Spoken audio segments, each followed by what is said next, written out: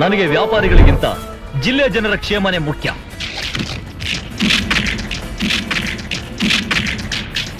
ನಾನೇನು ದೊಡ್ಡ ಸಾಧನೆ ಮಾಡಿದೆ ಅಂತ ಲಕ್ಷರು ನನ್ನ ಹೊಗಳಿದ್ರು.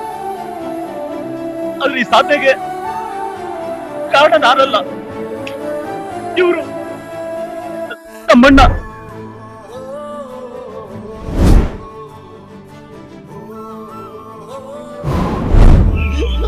ಕಂಠೀರ ಪಲ್ಲವ ಚಕ್ರೇಶ್ವರ, ಕತ್ತಿ ಹಿಡಿದ ಹೊರನೆ ಅರಳು ಹುರುಳಿದಂತೆ ಮಾತನಾಡುತ್ತಿರುವ ಹೇಗೆ ನಿಮ್ಮ ಸೈನಿಕರು, ನಿಮ್ಮ ಮಾತಿನ ಮಲ್ಲರು ಹೇಗೆ ಮೆತ್ತಗಾದರು. ಓಹೋ, ಎತ್ತ ಸುತ್ತಮುತ್ತ ನೋಡಿದರು, ಎಲ್ಲ ನೋಡಿದರು. ಧೀರರು, ಶೂರರು, ಮೇಧಾವಿಗಳು, ಪ್ರತಾಪಶಾಲಿಗಳು, ಪ್ರಶ್ನಾವಧಿಯ ಮಳೆಯನ್ನು ಸುರಿಸಿ ಎದುರಾಳಿಗಳನ್ನು ನಡಗಿಸಬಲ್ಲೆ ಎಂದು ತಿಳಿದಿರುವ ನಿಮ್ಮ ಮಾತಿನ